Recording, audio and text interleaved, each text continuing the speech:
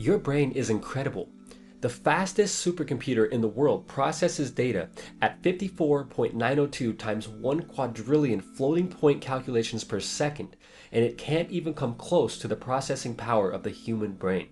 Despite the fact that it's arguably the most complex thing in the entire universe, the human brain is incredibly easy to manipulate. The enormous power contained within your brain is its single greatest weakness.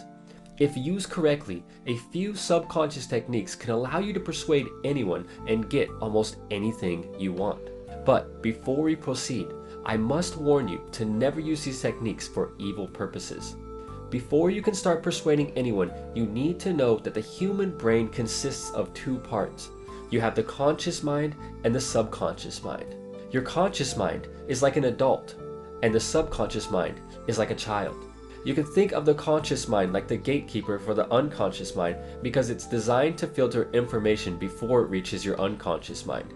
Now, the reason why the subconscious persuasion techniques are so powerful is because they completely bypass the conscious mind and plant ideas into a person's unconscious mind.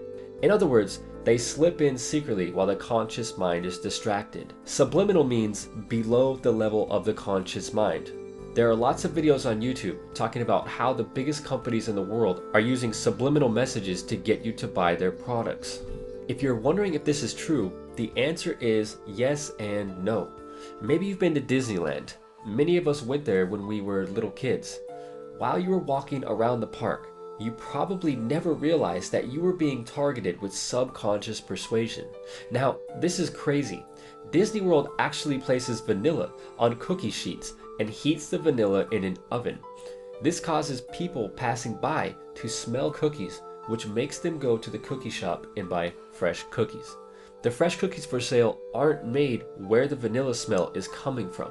The amazing part is the fact that the fresh cookies for sale aren't made where the vanilla smell is coming from. So the smell is actually being created somewhere else in the park, but yet it's still causing people passing by to purchase the fresh cookies. On an unconscious level, vanilla makes us think of cookies, so what do? We go buy some. Another example, when a girl is most fertile, she releases powerful pheromones that make her much more attractive to men. The men don't consciously smell the pheromones, but they still have a powerful effect. One of the best examples of subconscious persuasion is sitting right in your driveway.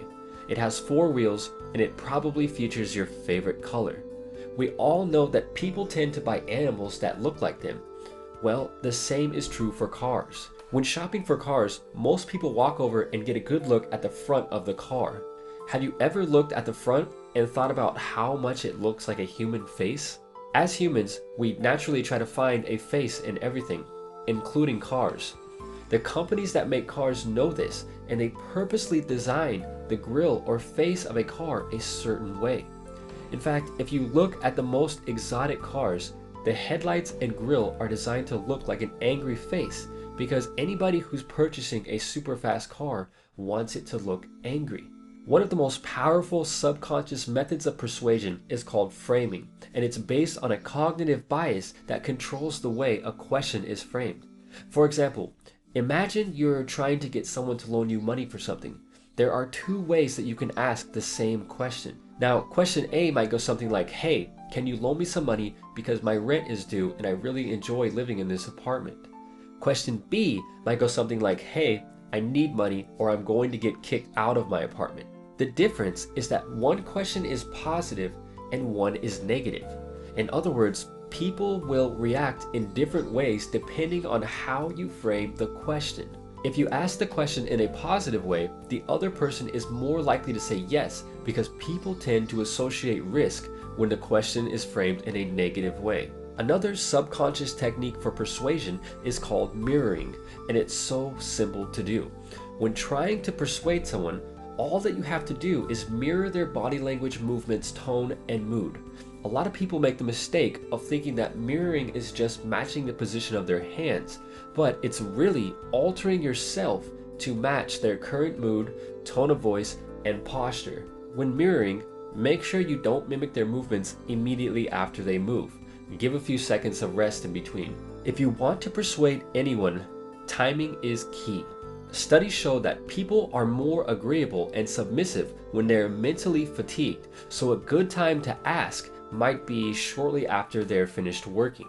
To truly master the art of subconscious persuasion, you must figure out how to make smell, sight, and sound work for you. In fact, you can be much more persuasive even if you only focus on smell. Our sense of smell is so powerful that it actually plays a major role in determining who we find attractive. I know you've walked into a gas station bathroom at some point, and there is a good chance that it didn't smell too great. I want you to think about something. How did you feel after you left the bathroom? Depending on how bad the smell was, you probably never wanted to use it again. A scent is so powerful that it can easily evoke vivid emotions and memories. Why do you think malls smell so good? Every mall that I've been to and wouldn't mind revisiting is packed with incredible smells.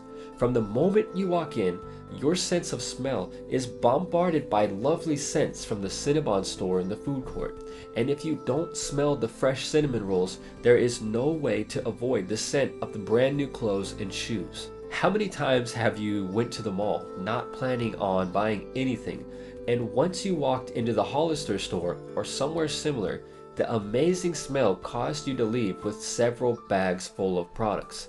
Companies understand how a person's sense of smell affects their buying decisions. Why do you think all casinos seem to smell like old people and cigarettes? Casinos target this demographic because old people have more free time and, in many cases, more disposable income than young adults. In fact, any day of the week, a strong odor is much more persuasive than any combination of words.